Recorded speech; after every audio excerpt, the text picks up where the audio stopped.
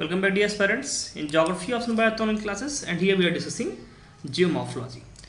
तो जियोमॉर्फोलॉजी के अंतर्गत हम इसमें ज्वालामुखी पढ़ रहे हैं, जिसके अंतर्गत आपने देखा कि पिछले वीडियो में हमने जो एक तीव्रता के आधार पर ज्वालामुखी का प्रकार था उस प्रकार को हमने डिस्कस किया। ठीक है, तो आज जो हमारा ये वीडियो होगा इसमें हम चर्चा करेंगे ज्वालामुखी के विश्व वितरण पर, ग्लोबल डिस्ट्रीब्यूशन ऑफ वोल्केनोज के, मतलब कि विश्व में कहाँ कहाँ ज्वालामुखी पाए जाते हैं, उनका वितरण किस प्रकार से है, इन चीज़ों को हम देखेंगे आज के इस वीडियो में। ठीक है, एक वीडियो थोड़ा लंबा होगा आपका, 2 वीडियो इसमें कंबाइंड रहेंगे। तो अगर हम बात करें ज्वालामुखी के विश्व वितरण का, तो आपने इससे पहले ज्वालामुखी क्या होता है, ठीक है, कैसे उसकी उत्पत्ति इत्यादि होती है, उन सब चीज़ों के बारे में अच्छे तरीके से चर्चा कर ली है। और आपने प्रकारों में देखा कि एक तीव्रता के आधार पर ज्वालामुखी कितने प्रकार होते हैं, आपने 5 प्रकार देखा उसमें। ठीक है, पिलियन देखा, विस्वियस दिया, स्ट्रोम्बोली देखा, आपने हवाईयन देखा और आपने वल्केनियन देखा। तो इस प्रकार के आपने 5 जो देखे, और साथ ही साथ आपने देखा कि जो उद्गार की जो अवधि होती है कि कितने समय तक उसमें उद्गार हो रहा है, लगातार उद्गार हो रहा है या बीच में उद्गार रह हो रहा है उद्गार नहीं हो रहा है, फिर शांत है बिल्कुल। इसके आधार पर भी आपने 3 प्रकार के ज्वालामुखी देखे, सक्रिय, प्रसुप्त और शांत। तो आपने इन सारी ज्वालामुखियों को देख लिया और अच्छे तरीके से इस पर चर्चा कर ली, और आपने आंतरिक ज्वालामुखी, बाह्य ज्वालामुखी, इन सबको देख लिया है। अब जो हमारा आज की वीडियो आप जैसा कि देख पा रहे हैं कि ज्वालामुखी का वितरण कैसे है, कहाँ कहाँ विश्व में पाए जाते हैं ज्वालामुखी, हम इन पर चर्चा करेंगे। और साथ ही साथ इसके आलोक में हम ये भी देखेंगे कि किस प्रकार से, एक बार फिर से हम ब्रीफ करेंगे कि कैसे ज्वालामुखी इत्यादि की उत्पत्ति आपके प्लेटो इत्यादि के माध्यम से होती है। ठीक है, तो इसको भी हम यहाँ पे थोड़ा सा एक बार इंट्रोड्यूस कर देंगे ब्रीफ में, थोड़ा सा देखते हुए फिर अपने कार्यक्रम को आगे बढ़ाएंगे। चलिए, तो हम बात करें, अगर ज्वालामुखी के वितरण की बात करें तो यहाँ पे देखिए, पहले कुछ चीज़ें थोड़ा सा हम पीछे का रिकॉल कर लेते हैं कि कैसे हमारी ज्वालामुखी इत्यादि की उत्पत्ति कैसे होती है, बाह्य आंतरिक कितने प्रकार ज्वालामुखी इत्यादि कैसे हैं, थोड़ा सा उनको देख लेते हैं। तो ज्वालामुखी क्रिया आंतरिक एवं बाह्य ज्वालामुखी क्रिया के रूप में घटित होती है। आपने देखा कि मैंने आपको आंतरिक ज्वालामुखी क्रियाओं के बारे में बताया। जैसे मैंने आपसे कहा कि इसमें होता क्या है कि जो आपका अंदर का मैग्मा होता है वो विभिन्न क्षेत्रों में दरारों इत्यादि में भर जाता है, वो बाहर भूपटल को तोड़ करके बाहर नहीं आ पाता है, बल्कि अंदर ही वह रह जाता है। तो उसके आधार पर क्या होता है, विभिन्न दरारों इत्यादि में जब ये मैग्मा भर जाता है तो फिर होता ये है कि उस मैग्मा के भर जाने से फिर विभिन्न प्रकार की आंतरिक ज्वालामुखी की आकृतियाँ बनती हैं। जैसे मैंने आपको वहाँ पे laccolith, batholith, phacolith, sill, sheet, dyke इत्यादि के बारे में बताया आपको। तो वो विभिन्न प्रकार की जो आकृतियाँ बनती हैं वो आंतरिक ज्वालामुखी का पार्ट है।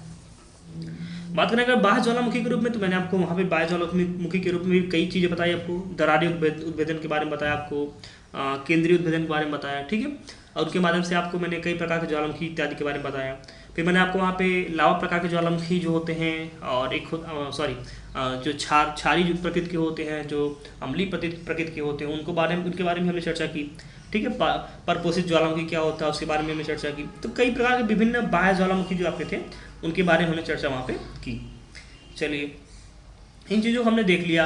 अब आगे देखते हैं कि इसमें बाह्य ज्वालामुखी क्रिया के कारण ही ज्वालामुखी पठार और ज्वालामुखी पर्वतों की उत्पत्ति होती है। तो आपने देखा कि जो मैंने मिश्रित ज्वालामुखी बताया, ठीक है, परपोषित ज्वालामुखी इत्यादि बताया। तो इन जो बाह्य ज्वालामुखी इत्यादि थे, और जो आपका जो क्षारीय प्रकृति का लावा था, इसके माध्यम से आप देखेंगे पठार का, और बाकी जो थोड़े से अम्लीय प्रकृति के लावा जो निकल रहे थे और जो मिश्रित शंकु इत्यादि बन रहे थे, तो उनके माध्यम से आप देखेंगे कि ज्वालामुखी पर्वतों इत्यादि की उत्पत्ति हुई। तो ये बात हमने पीछे देखी। और इनमें मुख्यतः सक्रिय ज्वालामुखी और संभावित ज्वालामुखी क्षेत्रों को ही ज्वालामुखी प्रदेशों में रखा जाता है। कहने का तात्पर्य है कि ज्वालामुखी 2 बार हो गया है, तो एक बार इसे कट कर देंगे कि जो आपके ये जो क्षेत्र है, मतलब ये जो पर्वत इत्यादि, जो पठार इत्यादि पाए जाते हैं, ये या तो सक्रिय ज्वालामुखी के क्षेत्र में पाए जाते हैं या फिर संभावित ज्वालामुखी क्षेत्र में, मतलब एक्टिव वोल्केनो या फिर आपका जो डोर्मेंट वोल्केनो था, ये आपके इसी क्षेत्रों में पाए जाते हैं। मतलब प्रसुप्त ज्वालामुखी और सक्रिय ज्वालामुखी के क्षेत्र में पाए जाते हैं, शांत ज्वालामुखी के क्षेत्र में नहीं पाए जाएंगे। हाँ, शांत ज्वालामुखी के क्षेत्र में ऐसा हो सकता है कि कोई अगर ज्वालामुखी मतलब ऐसा है जो बहुत लंबे समय से उद्गार उसमें होता रहा और एक बिल्कुल पहाड़ नुमा बन गया, लेकिन अब उद्गार उसमें कई सालों से, हजारों सालों से नहीं हो रहा है। तो बहुत ही कम केसेस ऐसे होते हैं कि आपको मतलब एक पर्वत के जैसा कोई ज्वालामुखी दिखाई देता है, क्योंकि अगर हजारों साल पहले उसमें उद्गार हुआ है तो इसका मतलब ये है कि उसमें अपरदन इत्यादि की क्रिया के द्वारा उसका जो ऊंचाई है वो ऊंचाई में कमी उसकी आ गई होगी। हवाएं, जल इत्यादि उसको, पवने इत्यादि क्या कर रहे होंगे, उसको अपरदित करते हुए उसको छोटा कर दिए, उससे सतह को, जो ऊपर के सतह को नीचे क्षैतिज की तरफ उसको ढकेलने का प्रयास लगातार किए होंगे, मतलब कि छाटते उसकी ऊंचाई को कम कर दिए होंगे। ठीक है, इस प्रकार से ऐसी उम्मीद कमी रहती है कि इस जो शांत प्रकार के ज्वालामुखी होते हैं ये हमें दिखाई दें इन प्रकार की आकृतियों के रूप में। ज़्यादातर ऐसा होता है कि सक्रिय ज्वालामुखी, संभावित ज्वालामुखी हमें दिखाई देते हैं। चलिए, ज्वालामुखी क्रिया एक भूगर्भीय एवं विवर्तनिकी क्रिया है जिसका संबंध प्रत्यक्ष रूप से प्लेट विवर्तनिकी से होता है। मैंने जब आपको प्लेट विवर्तनिकी पढ़ाया था इसमें मैंने आपको अभिसारी गति, स्पेशली जो कन्वर्जेंट मोशन था उसमें मैंने आपको बताया कि किस प्रकार से जब दो प्लेटें, अलग अलग घनत्व की दो प्लेटें क्या करती हैं, एक दूसरे से टकराती हैं, तो जो कम घनत्व की प्लेट होती है उसमें क्या होता है, क्षेपण, और जो अधिक घनत्व की प्लेट होती है उसमें वलन की क्रिया होती है। तो जो वलन की क्रिया जैसे यहाँ पे इससे पर्वत इत्यादि बनते हैं, वलित पर्वत बनते हैं, और जो क्षेपण की क्रिया जिस प्लेट में होती है जो अधिक घनत्व की होती है उसमें नीचे वाला जो भाग अर्ध तरल अवस्था में चला जाता है, फिर यहाँ पे इस भाग में मतलब इस भाग का क्षरण होने लगता है। अब ये भाग लगातार क्या होता है, विनाश होने लगता है इस भाग का। फिर यहाँ पे मैग्मा की मात्रा बढ़ जाती है जो कि ऊपर आने का लगातार प्रयास करता है, तो सतह को तोड़ने का प्रयास करता है, और जब ये सतह को तोड़ देता है तो फिर यहाँ पे ज्वालामुखी की उत्पत्ति हो जाती है। फिर मैंने आपसे कहा कि जो अपसारी सीमांतें होती हैं तो वहाँ पे क्या होता है कि दोनों प्लेटें एक दूसरे से जुड़ जाती हैं, तो इनके सीमांतों के सहारे जो आपका नीचे का भूगर्भ का मैग्मा है वो क्या आता है, ऊपर आता है। तो इस प्रकार से फिर आप देखेंगे तो यहाँ पे जो ज्वालामुखी की उत्पत्ति होती है। तो वही बात यहाँ पे जो प्लेट विवर्तनिकी सिद्धांत है इससे प्रत्यक्ष रूप से आपका जो ज्वालामुखी क्रिया है वो संबंधित है। ठीक है, तो ज्वालामुखी क्रिया की प्लेट विवर्तनिकी सिद्धांत से प्रत्यक्ष रूप से संबंधित है। यही कारण है कि 90 से 95% सक्रिय ज्वालामुखी प्लेटों के अभिसारी एवं अपसारी सीमांतों के सहारे ही पाए जाते हैं। चूँकि आपका जो ज्वालामुखी क्रिया है ये बिल्कुल प्लेटों के गति से प्रत्यक्ष रूप से संबंधित है, और यही रीज़न इसमें यह है कि इसके कारण क्या होता है कि जो 90 to 95% जो आपके ज्वालामुखी हैं ये आपके इन्हीं प्लेटों के, ठीक है, अभिसारी एवं अपसारी सीमांतों के सहारे पाए जाते हैं। ठीक है, अगर कोई प्लेट दो जगह पे अगर कोई दो प्लेटें एक जगह पे अगर क्या कर रही है, एक दूसरे से टकरा रही, मतलब कि अभिसरित कर रही हैं या फिर एक दूसरे से दूर जा रही है किसी जगह पर, तो उस जगह विशेष पर ही ज्वालामुखी इत्यादि की मौजूदगी जो है प्रमुखता से होगी। ठीक है, क्योंकि 90 से 95% ज्वालामुखी वहाँ पे पाए जाएंगे। अब ये हमने एक थोड़ा सा ब्रीफ आइडिया देख लिया कि कैसे आपके प्लेटों इत्यादि से ज्वालामुखी संबंधित है। ठीक है, और आंतरिक ज्वालामुखी, बाह्य ज्वालामुखी हमने इसको देखा। मैंने आपको सक्रियता के आधार पर ज्वालामुखी, मतलब कि तीव्रता के आधार पर ज्वालामुखी के बारे में बताया आपको, और उद्गार की अवधि के आधार पर मैंने ज्वालामुखी को बताया आपको। तो हमने हर तरीके से देख लिया चीज़ों को। अब हम देखेंगे कि विश्व में ज्वालामुखी वितरण को मुख्य रूप से 4 पेटियों में बांटा जाता है, जिनमें प्रथम 3 प्रमुख हैं। देखिए 4 प्रकार में तो बांटा जाता है कि जो 4 पेटी हैं इसी में ज्वालामुखी इत्यादि पाए जाते हैं, लेकिन जिसमें जो 3 मेजर हैं जिसमें आपके 95% ज्वालामुखी पाए जाते हैं। ठीक है, 95% वोल्केनो पाए जाते हैं। वो कौन कौन से हैं, प्रशांत तटीय पेटी, सरकम पैसिफिक बेल्ट भी इसे बोलते हैं, परिप्रशांत पेटी भी बोलते हैं इसे। ठीक है, सरकम मतलब परिप्रशांत, ठीक है, सरकम पैसिफिक मतलब परिप्रशांत। तो प्रशांत तटीय पेटी मतलब कि प्रशांत पैसिफिक कोस्टल पेटी बेल्ट बोल सकते हैं इसे। तो ये आपका सबसे ज़्यादा यहाँ पे ज्वालामुखी क्रिया पाई जाती है, लगभग 80%। ठीक है, 80% तक यहाँ पे ज्वालामुखी क्रियाएं जो होती हैं घटित होती हैं इसके किनारों पर। दूसरी जो आपकी पेटी है वो है मध्य अटलांटिक पेटी, मिड अटलांटिक बेल्ट। यहाँ पे 10 से 15% जो आपके ज्वालामुखी इत्यादि पाए जाते हैं, और इसी में मध्य महाद्वीपीय पेटी है, मिड अटलांटिक बेल्ट है, तो इसमें भी लगभग 10% के आसपास आप मान लें, लेकिन ज़्यादा यहाँ पे नहीं मिलती है। ठीक है, किनारे में मिलता है, बिल्कुल बीच में तो बिल्कुल मिलता नहीं यहाँ पे। तो आप देखें मेनली जो आपके 3 जो मेजर हैं जहाँ पे आपकी ज्वालामुखी क्रियाएँ होती हैं, ज्वालामुखी इत्यादि पाए जाते हैं, वो आपके प्रशांत पेटी, प्रशांत तटीय पेटी, मध्य अटलांटिक पेटी और मध्य महाद्वीपीय पेटी। ठीक है, जिसमें कि सबसे ज़्यादा जो मतलब कवर करता है ज्वालामुखी के वितरण को वो है आपका प्रशांत तटीय पेटी, परिप्रशांत पेटी। ठीक है, और बाकी एक है आपका अंतरा प्लेट ज्वालामुखी, इंट्रा प्लेट वल्केनो। देखिए इंट्रा प्लेट वल्केनो का मतलब सीधा सीधा ये कि प्लेटों के सीमांत भाग पे ये नहीं है। जो बड़ी प्लेटें आपको मैंने बताई हैं, इन बड़ी प्लेटों के बीच में मतलब किनारे वाले भागों पे इनकी उपस्थिति नहीं होती है, बल्कि उन्हीं बड़ी प्लेटों के बीच में जो कई छोटी छोटी प्लेटें होती हैं, तो उन छोटी छोटी प्लेटों के किनारों पर इस प्रकार की ज्वालामुखी क्रियाओं की उत्पत्ति होती है। ठीक है, तो इसे आप ध्यान रखेंगे। तो इस प्रकार से हम देखते हैं कि जो विश्व में ज्वालामुखी का वितरण है वो मुख्यतः 3 जगहों पर है। ठीक है, और 4 पेटी हमें दिखती है, लेकिन मुख्य रूप से हम 3 की चर्चा करेंगे। ठीक है, चलिए अब जो हम आज का जो पहला हम जिस पे चर्चा करेंगे वो आपका है परिप्रशांत पेटी या परिप्रशांत तटीय पेटी, मतलब प्रशांत तटीय पेटी। आज सबसे पहले हम चर्चा करेंगे पहले वाले, जो हमारा पहला सबसे ज़्यादा जो एरिया कवर करता है ज्वालामुखी के वितरण का, वो है आपका परिप्रशांत पेटी या फिर प्रशांत तटीय पेटी। एक बार मैं आपको ये चित्र थोड़ा सा जूम इन करके दिखा देता हूँ ताकि आप चित्र एक बार पूरा देख लें। ध्यान से देखें आप, ये आपका पूरा चित्र बन रहा है। देखिए आपका ये पूरा चित्र है। ठीक है, इस प्रकार से आप इसे देख सकते हैं। ये पूरा आपका चित्र है। यह देखिए आपका ये जो किनारा आपका है, ये किनारा आपका इधर का जो है वो क्या है, एशिया वाला, ठीक है। और जो इधर का किनारा आपका ये नॉर्थ अमेरिका है और नीचे वाला जो आपका साउथ अमेरिका है, ठीक है। अब मैं इसको जूम आउट करता हूँ, जूम इन करता हूँ, सॉरी। तो अब देखिए यहाँ पे क्या है कि आप देखेंगे ये का अपना हिस्सा है उत्तरी प्रशांत महासागर का, फिर नीचे आप आएंगे तो ये आपका दक्षिण प्रशांत महासागर का हिस्सा, ठीक है। इसको देखिए हम जो आप देखें यहाँ पे लिखा है रिंग ऑफ फायर, तो रिंग ऑफ फायर क्या, अभी हम समझेंगे चीज़ों को, ठीक है। अभी आप बस अभी देखें, शुरुआत में चीज़ों को समझें ऐसे।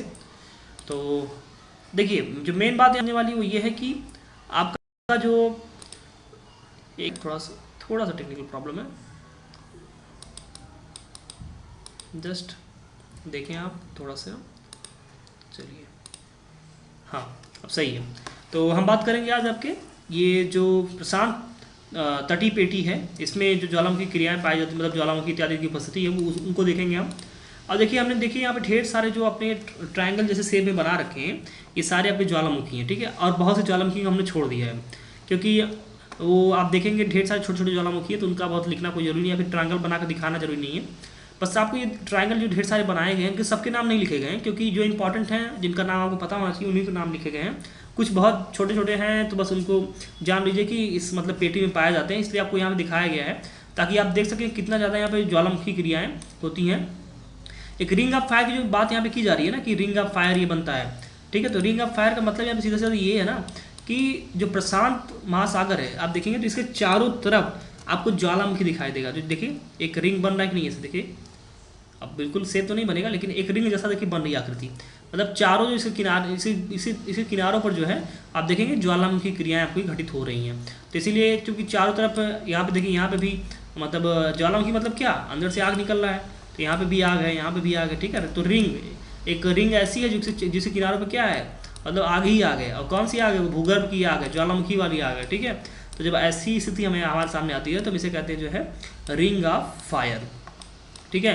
जो प्रशांत आपका महासागर है उसके किनारे वाले भागों पे, जो आपके किनारे वाला भाग है, जो तटीय भाग हैं उसके, उन तटीय भागों पे आपको देखें ज्वालामुखी बहुत ही प्रमुखता से मिलते हैं। तो इस वजह से जो है एक गोला, एक छल्ला सा बनता है, एक रिंग का, एक आग का छल्ला सा बनता है। तो उसी आधार पर बस एक नाम दे दिया गया कि रिंग ऑफ फायर। असल में बिल्कुल रिंग जैसा तो है नहीं, ठीक है, लेकिन अब चूंकि कमोबेश मतलब लगभग में एक रिंग की आकृति बन जाती है। और चूंकि इसके जो रिंग है आपकी, उसकी परिधि पे देखेंगे, परिधि पे चारों तरफ, मतलब परिधि पे हर परिधि, उसकी परिधि पे प्रत्येक जगह पर आप देखेंगे तो ज्वालामुखी पर्वत, ज्वालामुखी शंकु इत्यादि पाए जाते हैं। तो उसके माध्यम से फिर हम इसे कहते हैं कि ये रिंग ऑफ फायर है, क्योंकि ज्वालामुखी जाहिर सी बात है, विस्फोट होता रहता है, उसमें आग निकलते हैं, अंदर के आपके जो गर्म तप्त बिल्कुल लावा होते हैं, मतलब मैग्मा होते हैं, ऊपर आते हैं, लावा का रूप लेते हैं, है ना। तो ऐसी चीज़ें दिखती हैं। तो इसलिए एक चूँकि आग के छल्ले की भांति पूरी आकृति दिखाई देती है, इसलिए हम कहते हैं इसे रिंग ऑफ फायर। तो आई बाबा यहाँ पे चीज़ें क्लियर हो रही होंगी। चलिए अब वापस चलते हैं, अब थोड़ा से अपने इसमें स्टडी करेंगे। आइए बात करें इसमें सबसे उत्तरी वाले की बात करें अगर, तो देखिए कुछ के नाम मैं यहाँ पे लिख दे रहा हूँ आपके लिए, और उनके नाम आप देख लें, और इसको नाम को आप लिख लेंगे अपनी कॉपी पे, ड्रॉ कर लेंगे इस इमेज को, ठीक है। अब बाकी जो ट्रायंगल से बने हैं तो कोई बात नहीं, इसे बने रहने दीजिए। ऐसे बस दिखाया गया है कि ढेर सारे आपके ज्वालामुखी, सबके नामों को याद करना जरूरी नहीं है, ठीक है। लेकिन ऐसे ढेर सारी मात्रा में यहाँ पे ज्वालामुखी पाए जाते हैं, इसलिए इनको दिखाया गया है ढेर सारे ट्रायंगल बना करके। तो जो अलास्का का क्षेत्र यहाँ देखिए, कटमई है, माउंट रॉन्गल है, अलास्का के क्षेत्र में पाए जाते हैं। बोगोल, ये यहाँ पे देखेंगे तो बोगो स्लोप है, ठीक है, ये भी अलास्का का क्षेत्र में है, तो ये भी एक ज्वालामुखी इसका है। कमचटका है, कुरिल द्वीप का कुरिल ज्वालामुखी है, कमचटका रूस में आता है। फ्यूजियामा है जो कि होन्शु द्वीप जापान में है, ठीक है। अब मौना लोबा ये हवाई द्वीप, देखिए हवाई द्वीप है जिसपे यूएसए का अधिकार है। तो मौना लोबा यहाँ पे हवाई द्वीप में यहाँ पे स्थित है। यूएसए में देखिए रैनियर, हुड, शास्ता, ये सभी ज्वालामुखी यूएसए के हैं, और भी कई हैं, ठीक है। तो जो आपको जानना चाहिए वो आप जान लीजिए, यहाँ पे देख लीजिए। और अगर हम कुछ नाम देखें यहाँ पे तो मौना लोबा देख लिया आपने, म्यान है, माउंट ताल है, ये दोनों लुजोन एक द्वीप है और उस फिलीपींस का है, तो उस पर पाए जाते हैं, ठीक है। तो उत्तरी अमेरिका का आप देख लेंगे, ऐसे चित्र बना लेंगे आप और सभी को लोकेट कर लेंगे मैप पे, ठीक है। उसके बाद हम नीचे आएंगे तो देखेंगे दक्षिणी अमेरिका की बात करेंगे तो यहाँ पे देखिए कोटोपैक्सी है। कोटोपैक्सी देखिए इक्वाडोर में पाया जाता है और ये विश्व का सर्वोच्च ज्वालामुखी है, तो इसे ध्यान रखेंगे। जो कोटोपैक्सी है वो विश्व का सर्वोच्च ज्वालामुखी, ठीक है। चिम्बारेजो है, फिर यहाँ पे देखिए ओजस डेल सलाडो है, ये चिली अर्जेंटीना के बॉर्डर पर मिलता है, एंडीज पर्वत पर मिलता है। फिर यहाँ पे देखें एकांका गुहा चिली में पाया जाता है। तो एकांका गुहा जो है ना, ये विश्व का सर्वोच्च मृत ज्वालामुखी है। मृत मतलब शांत ज्वालामुखी है। ध्यान रखेंगे, जो एकांका गुहा है चिली में पाया जाता है, ये विश्व का सर्वोच्च शांत ज्वालामुखी है, मतलब सबसे ऊंचाई पर सबसे ऊंचा जो है आपका मृत ज्वालामुखी, ठीक है। और जो मैंने बताया वो कोटोपैक्सी, ये विश्व का सर्वोच्च ज्वालामुखी सबसे ऊंचाई पर, और ये जो शांत वाला है, ठीक है। जैसे दोनों में अंतर, कन्फ्यूजन नहीं होना चाहिए आपके, दोनों में अंतर आप ध्यान रखेंगे। तो पे न्यूजीलैंड पे और ढेर सारे देखिए मैंने बना रखे हैं, यहाँ पे ढेर सारे बना रखे हैं। देखिए ऑस्ट्रेलिया महाद्वीप है, तो ऑस्ट्रेलिया में ज्वालामुखी नहीं पाए जाते हैं, एक तथ्य है जिसे भी ध्यान रखेंगे। तो एक जो चित्र आकृति बनाई गई है, इस चित्र को आप ध्यान से देख लें। और नीचे अगर हम आएंगे तो अंटार्कटिका के पास आपको माउंट इरेबस मिलेगा। देखिए नीचे अंटार्कटिका का भाग है, तो यहाँ मैंने ड्रॉ नहीं किया, बस जान लीजिए कि नीचे अंटार्कटिका पर एक ज्वालामुखी पाया जाता है जिसका नाम है माउंट इरेबस। इरायबस, ठीक है, इरायबस लिख लेंगे आप इसे ध्यान से।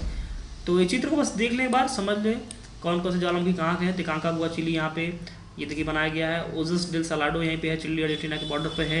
एंडीज पर्वत पाया जाता है। कोटोपैक्सी इक्वाडोर जो कि कहाँ पे है, कोटोपैक्सी इक्वाडोर में स्थित है, और ये विश्व का सबसे सर्वोच्च ज्वालामुखी, सबसे ऊंचा ज्वालामुखी है। चिम्बारोजो है आपका यहीं पाया जाता है, इक्वाडोर में पाया जाता है। एकांका गुहा बता दिया गया। टाइपो और ढेर सारे ऐसे यहाँ पे ज्वालामुखी पाए जाते हैं। म्यान, माउंट ताल ये कहाँ पे है, फिलीपींस में पाए जाते हैं। मौना लोआ हवाई द्वीप में, फ्यूजियामा होन्शु द्वीप है जापान का, वहाँ पे कुरील है, कमचटका है, रेनियर हुड, शास्ता है। इन सब का आप देख लेंगे, मैप ड्रॉ कर लेंगे और उसके आधार पर चीज़ों के यहाँ पे करेंगे, ठीक है। तो मुझे उम्मीद है वो चीज़ें यहाँ पे क्लियर हो जाएंगी। चलिए अब आइए हम चलते हैं, कुछ बातों को यहाँ पे देख लेते हैं। इन चित्र को हमने देख लिया, प्रशांत के बारे में कुछ सब चीज़ों को पढ़ लेंगे, उसके बाद इसे कंप्लीट करेंगे। तो प्रशांत महासागर के तटवर्ती प्रदेश में दो तिहाई से अधिक सक्रिय ज्वालामुखी स्थित हैं। इसे अग्निवलय मतलब फिर रिंग ऑफ फायर, ठीक है, आग का गोला तो नहीं कहेंगे, आग का जो रिंग कह सकते हैं, यहाँ पे आग का एक वृत्त कह सकते हैं। तो प्रशांत महासागर के तटवर्ती प्रदेश में 2/3 से अधिक सक्रिय ज्वालामुखी स्थित हैं, इसे अग्निवलय कहते हैं। तो ध्यान रखेंगे इसे आप। यहाँ ज्वालामुखी क्रिया का कारण अधिक घनत्व के प्रशांत महाप्लेट का कम घनत्व के संलग्न प्लेटों के साथ अभिसरण तथा प्रत्यावर्तन है। देखिए जो रीजन बताया जा रहा है कि आखिर ऐसा क्यों है, तो उसको थोड़ा सा हम आइए बाकी चित्र के माध्यम से देखते हैं कि कैसे ये चीज़ें हमारे सामने आती हैं। तो चित्र मैं आपको दिखाऊंगा यहाँ पे। जैसे हमारे आपकी ये देखिए यहाँ पे चित्र आपको दिखाई दे रहा है। तो कहा जा रहा है जो इनका निर्माण होता है, जो विभिन्न ज्वालामुखी आपको यहाँ पाए जा रहे हैं, कैसे आखिर ये मिल रहे हैं। देखिए ये रिंग ऑफ फायर देखिए बनाया जा रहा है, यहाँ पे रिंग ऑफ फायर यहाँ पे बन रहा है। देखिए ये सीधे आकृति यहाँ से जा रही है, बिल्कुल रिंग ऑफ फायर जैसा। देखिए ऑस्ट्रेलिया में कोई ज्वालामुखी नहीं, ठीक है, तो ऑस्ट्रेलिया में कोई ज्वालामुखी नहीं पाया जाता है, क्योंकि इसमें मुझे लगता है कि प्लेटों को सीमांत भाग, छोटे प्लेट या फिर बड़े प्लेटों को सीमांत भाग नहीं, बल्कि ये बीच में स्थित है प्लेटों के, ठीक है। तो इसलिए यहाँ पे ज्वालामुखी नहीं पाए जाते। लेकिन बाकी जगहों पे आप देखेंगे कि इधर से आप देखेंगे तो एशियन प्लेट इधर से मतलब आ रही है, और इधर से आपकी जो पैसिफिक प्लेट है इधर जा रही है, फिर इधर भी पैसिफिक प्लेट इधर जा रही है, ठीक है।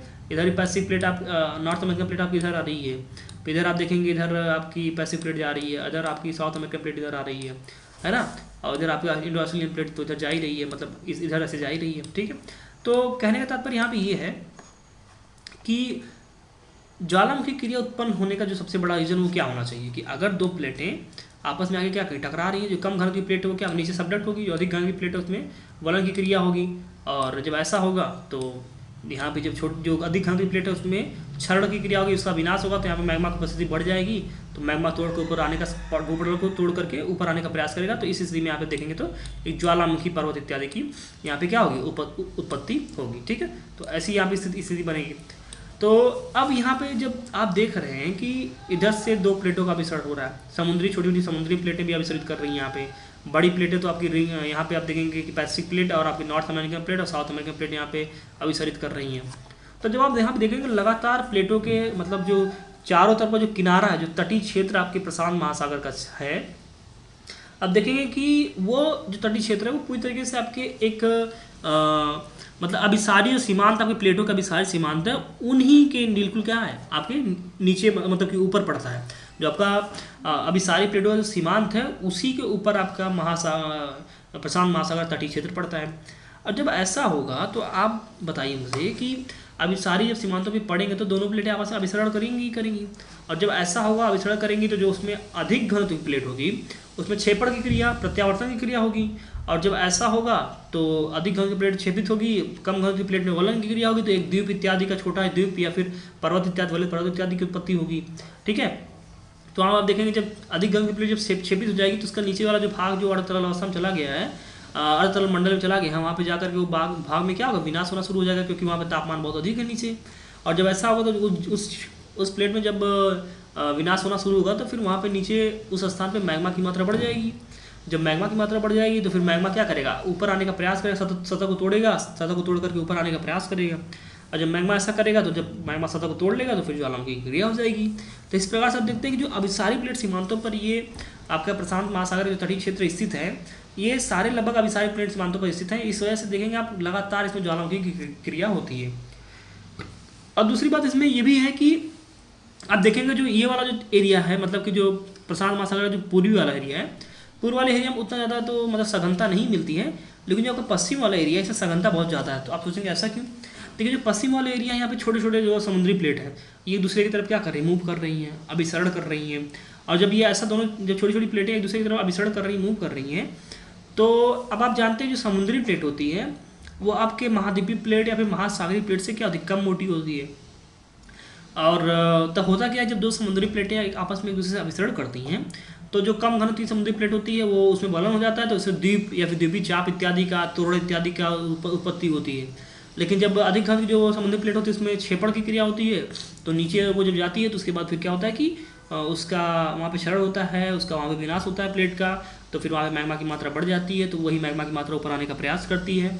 और जब ये प्रयास करने के दौरान, जब ये ऊपर आने के दौरान जब ये भूखंड को तोड़ने में सफल हो जाती है तो फिर वहाँ पे ज्वालामुखी क्रिया की उत्पत्ति हो जाती है। तो अब देखेंगे आपकी चूँकि सागरीय प्लेट अपेक्षाकृत मतलब कि कम पतली होती, कम मोटी होती है, तो उसको तोड़ना या फिर उसका उसमें विनाश होना ये ज़्यादा आसान है बाकी आपके कंपेयर करने पर महाद्वीपीय प्लेट से या महासागरीय प्लेट से। तो जब ऐसा होता है तो फिर आप देखेंगे चूँकि जो पश्चिमी सिरा आपका ओशियन, पैसिफिक ओशियन का है, वो वहाँ पे महासागरीय प्लेटों की उपस्थिति ज़्यादा है। तो इस प्रकार से आप देखेंगे जापान इत्यादि की उत्पत्ति है, फिलीपींस द्वीप की उत्पत्ति है, इंडोनेशियाई द्वीप की उत्पत्ति है, तो इन सब की उत्पत्ति क्या सागरीय प्लेटों से हुई है। तो इस वजह से आप देखेंगे कि यहाँ पे जल्दी वो जो नीचे का मैग्मा वो सागरीय प्लेटों को तोड़ करके ऊपर आ जाता है। तो जब ऐसा होता है तो फिर यहाँ पे ढेर सारे ज्वालामुखी, मतलब प्रमुखता से अधिकता में ज्वालामुखी पाए जाते हैं। ठीक है, तो यहाँ पे ज्वालामुखी पाए जाने के बड़े यही कारण है कि यहाँ पे ज्वालामुखी क्यों ज़्यादा पाए जाते हैं, क्योंकि सागरीय प्लेटें भी यहाँ पे क्या करती हैं, अभिसरित करती हैं। ठीक है, तो आई होप आपको यहाँ पे बातें क्लियर हो रही होंगी। और कुछ चित्र देखें, एक चित्र और देखते हैं, आइए, बिल्कुल उसी से मिला जुला है। ये तो आपके पुराने चित्र हैं। हाँ, ये चित्र देखिए, इस चित्र में भी देखिए वही बात है, रिंग ऑफ फायर की बात जो की जा रही है। तो आप देखेंगे जो ट्रेंच, देखिए अब जहाँ जहाँ प्लेटें अभिसरित होंगी वहाँ पे ट्रेंच भी बनेगा। देखिए सेंट्रल, ये देखिए जो आपके ब्लू कलर से जो लाइनिंग आपकी है ये आपके ट्रेंच को दिखा रही है, major trenches and the Pacific Ocean. ये देखिए यहाँ पे भी ट्रेंच है, यहाँ पे भी ट्रेंच है, यहाँ भी ट्रेंच है, यहाँ भी ट्रेंच है, यहाँ भी ट्रेंच है, ट्रेंच है, ट्रेंच। ट्रेंच का मतलब क्या समझ में आता है आपको? ट्रेंच कहीं कहाँ पे बनता है ट्रेंच? अगर मैं आपसे क्वेश्चन करूँ कि ट्रेंच का निर्माण कहाँ पे होता है, सागर की बात करूँ तो ट्रेंच का निर्माण कहाँ होता है, आपसे मैं पूछूँ तो आपका जवाब होगा कि जहाँ दो प्लेटें क्या करती हैं, अभिसरित करती हैं। तो जब दो प्लेटें अभिसरित करती हैं तो उसमें जो अधिक घन की प्लेट होती है उसमें छेपड़ की क्रिया होती है, और कम घनत्व वाले प्लेट में क्या होती है, वलन की क्रिया होती है। तो ऐसी स्थिति में जब ये स्थिति होती है तो फिर बीच में इन दोनों की क्या होता है, एक गहरी आकृति बनती है, सकरी गहरी, इसे क्या कहते हैं, ट्रेंच कहते हैं। आपका यही जवाब होगा। तो जाहिर सी बात है, जब आप देखेंगे कि महासागर जो प्रशांत महासागर है, यहाँ पे देखिए पूर्वी सिर्फ तो बस दो ही ट्रेंच दिखाई दे रहे हैं, पश्चिमी सिर्फ देखिए, मतलब उत्तरी पश्चिम देखें तो आप ढेर सारे ट्रेंच दिखाई दे रहे हैं ना। मतलब यहाँ पे प्लेटों का अभिसरण ज़्यादा हो रहा है, और जब ऐसा होगा, प्लेटों का अभिसरण ज़्यादा होगा तो जाहिर सी बात है यहाँ पे ज्वालामुखी क्रियाएँ भी ज़्यादा होंगी, क्योंकि प्लेटों का अभिसरण हो रहा है, मतलब कि प्लेटों का विनाश भी होगा, फिर वो मैग्मा जो है ऊपर आने का प्रयास भी करेगा। तो इस प्रकार से आप देखेंगे कि ये जो एक पूरा जो बेल्ट दिख रहा है आपको, देखिए ये जो बेल्ट बनाया गया है ऐसे, इस पूरे बेल्ट में आप देखेंगे ढेर सारे ज्वालामुखी पाए जाते हैं। ठीक है, क्यों पाए जाते हैं आपको रीजन पूरा अच्छे तरीके से समझा दिया गया है। हाँ, अगर आप एक नए स्टूडेंट हैं, अगर आप पहली बार मतलब इस वीडियो को देख रहे हैं तो आप ध्यान रखें कि इससे पहले जो सारे इंपॉर्टेंट कॉन्सेप्ट इत्यादि हैं जो कि प्लेट विद्युतनिकी से संबंधित हैं, कि कैसे पर्वतों इत्यादि की उत्पत्ति होती है, पठार इत्यादि की उत्पत्ति होती है, ज्वालामुखी, भूकंप, इन सब की उत्पत्ति, वलित पर्वतों की उत्पत्ति, सबके बारे में पहले ही पढ़ाया जा चुका है। ठीक है, तो अगर आप सोचते हैं कि अगर आपको चीज़ें थोड़ा सा टिपिकल लग रही, समझ नहीं आ रहा, तो आप इतना मान के चलें कि पीछे अभी आगे की क्लासेस छुटी हुई हैं, तो आप उन क्लासेस को पहले कवर कर लें, उसके बाद फिर आगे की क्लास आप कंटिन्यू कर पाएंगे। ठीक है, तो इसे आप ध्यान रखेंगे। तो यहाँ से इस प्रकार से चीज़ें हम यहाँ पे देख रहे हैं। तो आपने दो आकृतियों को देखा, तो दो आकृतियों के माध्यम से हमने चीज़ों को यहाँ पे कंफर्म कर लिया, क्लियर कर लिया, ठीक है। एक आकृति आपकी ये थी और दूसरी आकृति आपकी ये थी, जिसके माध्यम से हमें दिखाया कि रिंग ऑफ फायर कैसे बनते हैं। देखिए फिर आपको मैं इसी समय आपको मैं एक चीज़ और दिखा देता हूँ कि आगे हम पढ़ेंगे। जो हमारा अगला टॉपिक होगा उसमें हम देखेंगे कि जो मध्य महासागरीय जो पेटी है, जो मध्य अटलांटिक पेटी है, देखिए ये आपका क्या है, यूरेशिया है, मतलब कि यूरोप का हिस्सा है, या अफ्रीका का हिस्सा है, या आपका नॉर्थ अमेरिका, साउथ अमेरिका, तो बीच में आपका क्या, ये आपका अटलांटिक ओशियन है, ठीक है। आप देख रहे हैं कि ये बीच में आपका क्या अटलांटिक ओशियन है। तो अटलांटिक ओशियन के सारे आप देखेंगे चूंकि ये अब सारी सीमांतों पर स्थित है, मतलब दो विभिन्न दिशाओं में इसके प्लेटों में क्या हो रही, गति हो रही है, ठीक है। अब सारी प्लेट सीमांतों पर स्थित है। तो ऐसा जब है तो आप देखेंगे जब दो प्लेटें अब सारी सीमांतों पर स्थित होती हैं, तो जो जहाँ से प्लेटों में गति होती है, मतलब दो विपरीत दिशा में जहाँ से गति होती है, जो सीमांत भाग होता है, तो क्या होता है जब दो प्लेटें एक दूसरे से दूर जाती हैं, ऐसे दूर जाने पर फिर क्या होता है कि नीचे से जो तरल मैग्मा होता है फिर क्या होता है, ऊपर आने का प्रयास करता है, उनको उसको जगह मिल जाती है ऊपर आने का ना, तो नीचे से ऊपर आने का प्रयास करता है, तो फिर इसमें ये यहाँ पे ज्वालामुखी क्रिया फिर यहाँ पे होती है, ठीक है। तो अब फिर क्या होता है, बाद में फिर ये जम जाता है मैग्मा, तो फिर इसमें देखेंगे आपकी फिर दूसरा जो नया ज्वालामुखी मतलब जो मैग्मा है वो ऊपर आने का प्रयास करेगा, तो इसको तोड़ते हुए ऊपर आएगा, तो यहाँ पे थोड़ा सा ज्वालामुखी विस्फोट भी होता है। तो इस प्रकार से ज्वालामुखी क्रिया, ज्वालामुखी विस्फोट इत्यादि क्रियाएं यहाँ पे हमें दिखाई देती हैं, ठीक है। तो जो अब सारी सीमांतें हैं, सीमांत आपका जो हमकी डाइवर्जेंट प्लेट मतलब मार्जिन कह रहे हैं, जो अब सारी प्लेट सीमांत है, इसके सारे भी भूकंप आते हैं, मतलब ज्वालामुखी आते हैं, ठीक है, ज्वालामुखी पाए जाते हैं। लेकिन जो 80% लगभग ज्वालामुखी आपके में वो रिंग ऑफ फायर के अंतर्गत पाए जाते हैं, मतलब कि जो पैसिफिक ओशियन है इसी के प्लेट के तटीय भागों पर पाए जाते हैं, ठीक है। लेकिन जो आपका ये अब सारी सीमांत है, जो अब सारी प्लेट गति पर निर्भर करता है और अटलांटिक ओशियन में पाया जाता है, इसके सारे 10 से 15% ही आपके जो है ज्वालामुखी क्रियाएं होती हैं। हाँ, एक चीज़ आपकी और बचती है, वो क्या है, इसके बाद हम देखेंगे फिर आपके जो मध्य महाद्वीपीय जो पेटी है, तो आप देखेंगे यहाँ पे देखिए ये मध्य महाद्वीपीय पेटी का देखिए ये हिस्सा आ रहा है, दिख रहा है, ये आप ऐसा देख रहे हैं। यहाँ देखिए मध्य महाद्वीपीय पेटी में देखिए ढेर सारे ज्वालामुखी यहाँ पे पाए जाते हैं। लेकिन फिर आप देखिए इंडिया के साइड में आएंगे तो यहाँ ज्वालामुखी आपको नहीं दिखेगा, ठीक है, यहाँ पर ज्वालामुखी क्रिया नहीं दिखती। क्यों? क्योंकि मैंने उसमें रीज़न आपको बता रखा है क्यों नहीं दिखती है, क्योंकि जो यूरोपियन जो प्लेट है वो उसकी मोटाई बहुत अधिक है, और इस कारण से जो नीचे का मैग्मा है, जो नीचे अर्धतरल अवस्था में मैग्मा में जो वृद्धि हो रही है, वो यूरोपियन प्लेट को तोड़ करके ऊपर नहीं आ पा रहा है, और जब ऐसी स्थिति हो रही है तो इस कारण से यहाँ पे ज्वालामुखी क्रियाएं नहीं हो पा रही हैं, ठीक है। तो इस प्रकार से हम देखते हैं कि यहाँ पे जो आपका मध्य जो महाद्वीपीय पेटी है, यहाँ पे ज्वालामुखी क्रियाएं नहीं हो पाती, ठीक है। और छोटे छोटे ज्वालामुखी इत्यादि आपके बीच में देखिए निकलते रहते हैं, जैसे मान लीजिए कि यहाँ पे स्थिति हमें दिखाई देती है, ठीक है, बीच में कहीं कहीं आप देखेंगे ज्वालामुखी क्रियाएं इत्यादि निकलते रहते हैं, होते रहते हैं, ठीक है। तो वो छोटी छोटी बातें हम अलग से देख लेंगे। तो जो तीन मेजर आपके पास चीज़ें हैं वो क्या है, एक आपका है पैसिफिक मतलब रिंग ऑफ फायर वाला जो हिस्सा है, और दूसरा जो आपका है मध्य अटलांटिक पेटी, और तीसरा जो आपका मतलब मेजर वाला हिस्सा है वो आपका मध्य महाद्वीपीय पेटी। तो इन्हीं तीनों पेटियों में मतलब हम सारे मतलब मैक्सिमम भूकंप आते हैं, और जो थोड़े मोड़े एक आध परसेंट या 0.1-2% आपके बच जाते हैं, वो आपके जो है अंतरा प्लेटों के सीमांतों पर आ जाते हैं। लेकिन मैक्सिमम सारी चीज़ें यही है, तो क्वेश्चंस यहीं से पूछे जाएंगे, और एग्जांपल्स भी इन्हीं जगहों से मांगे जाएंगे, और आपको कहीं और से कोई क्वेश्चन या फिर एग्जांपल्स नहीं मांगे जाएंगे, ठीक है। तो ठीक है, आप इसे देख लेंगे। आइए वापस चलते हैं, हमने चित्रों के माध्यम से चीज़ों को समझ लिया, अब वापस चलते हैं अपने थ्योरी पे, ठीक है। तो हमने कहा कि यहाँ पे जहाँ ज्वालामुखी क्रिया का कारण अधिक घनत्व के प्रशांत महासागरीय प्लेट का कम घनत्व के संलग्न प्लेटों के साथ अभिसरण तथा प्रत्यावर्तन है, साथ ही साथ समुद्री प्लेटों का अभिसरण क्षेत्र भी यहाँ प्रमुखता से पाया जाता है, जिस कारण यहाँ ज्वालामुखी की संख्या बढ़ जाती है। तो मैंने आपको बताया कि केवल और केवल यहाँ पे महासागरीय प्लेट और महाद्वीपीय प्लेटों का या फिर महाद्वीपीय सह महासागरीय प्लेटों का ही अभिसरण नहीं होता है, बल्कि यहाँ पे सागरीय प्लेटों का भी अभिसरण होता है। और जिस कारण जब सागरीय प्लेटों का अभिसरण होता है तो फिर यहाँ पे होता ये है कि छोटे छोटे ज्वालामुखी ढेर सारे हो जाते हैं, ठीक है, और कदम कदम पे आपको ज्वालामुखी मिलते हैं, तो ज्वालामुखी की जो अधिकता होती है वो बढ़ जाती है यहाँ पर के। और इस प्रकार से आप देखेंगे जो पश्चिमी हिस्सा है प्रशांत महासागरीय तट का, वहाँ पर ज्वालामुखी की संख्या ज़्यादा मिलती है, और जो पूर्वी हिस्सा वहाँ पर थोड़ा कम है, क्योंकि वहाँ पर आप देखेंगे कि तो कम इन द सेंस है क्योंकि प्लेटें मोटी होती हैं कंपेयर टू आपके जो सागरीय प्लेटें हैं, मरीन प्लेटें हैं, तो इस वजह से यहाँ पे ज्वालामुखी क्रिया थोड़ा सी कम होती है, ठीक है। लेकिन विस्फोट की जो इनकी दर होती है वो ज़्यादा होती है, ठीक है। तो इस प्रकार की चीज़ें हमें दिखाई देती हैं। चलिए ठीक है, अब इसको देख लिया हमने। तो दोनों ही बातों में दोनों ही जगहों पे मतलब तीव्र विस्फोट इत्यादि होते रहते हैं। कुछ और चीज़ों को हम देखते हैं, कुछ आज फैक्ट भी देख लेंगे।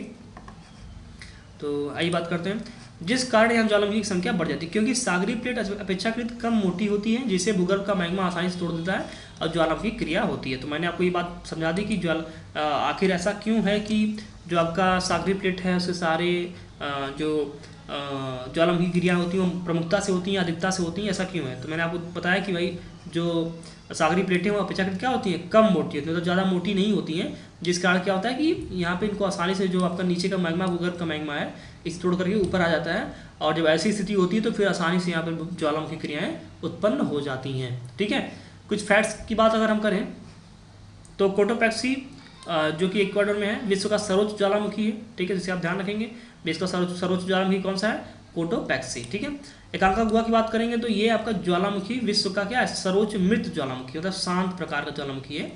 तो विश्व का शांत प्रकार का सर्वोच्च ज्वालामुखी कौन सा आपका है, एकांकागुआ है। ठीक है, ओजस डेल सालाडो ये विश्व का सर्वोच्च सक्रिय ज्वालामुखी है। तो ध्यान रखेंगे, विश्व का सर्वोच्च सक्रिय ज्वालामुखी ओजस डेल सालाडो, ये आपका चिली और अर्जेंटीना जो हैं इनके बाउंड्री पे मिलता है, एंडीज पर्वत के पास मिलता है, एंडीज पर्वत में मिलता है। ठीक है, और जो हम बात करेंगे आपके कोटोपैक्सी की बात करें तो एकांकागुआ की बात करें तो ये विश्व का सर्वोच्च मृत ज्वालामुखी, मतलब विश्व का सर्वोच्च जो शांत ज्वालामुखी आपका कौन सा है, एकांकागुआ चिली में, और जो आपका विश्व का सर्वोच्च सक्रिय ज्वालामुखी है वो आपका ओजस डेल सालाडो में है। लेकिन जो विश्व का सर्वोच्च ज्वालामुखी है, ओवरऑल सबसे ऊंचा ज्वालामुखी, सबसे बड़ा ज्वालामुखी है, वो कौन सा आपका कोटोपैक्सी है। ठीक है, इक्वाडोर में मिलता है, ध्यान रखेंगे आप इसे। ऑस्ट्रेलिया महाद्वीप में कोई भी ज्वालामुखी नहीं मिलता है, तो इससे भी आप ध्यान रखें कि ऑस्ट्रेलिया महाद्वीप में कोई भी ज्वालामुखी क्यों नहीं मिलता है। उसका जो एक बड़ा सा रीज़न है वो रीज़न यही है कि वहाँ पे चूँकि प्लेटें अभिसारी सीमांतों पर नहीं स्थित हैं, और जिस कारण जब प्लेटें अभिसारी सीमांतों पर स्थित नहीं है तो फिर प्लेटों में अभिसरण होगा नहीं। अब जब ऐसा नहीं होगा तो फिर प्लेटों में विनाश इत्यादि की क्रिया नहीं होगी, तो फिर वहाँ पे ज्वालामुखी भी उत्पन्न नहीं होंगे। ठीक है, अब बीच में भी मतलब वो देखें प्लेटों के लगभग बीच में स्थित, लगभग बीच में मतलब कि किनारे पे नहीं स्थित है। ठीक है, इस वजह से वहाँ पे इस प्रकार के जो ज्वालामुखी क्रिया इत्यादि होती हैं वो नहीं घटित हो पाती हैं।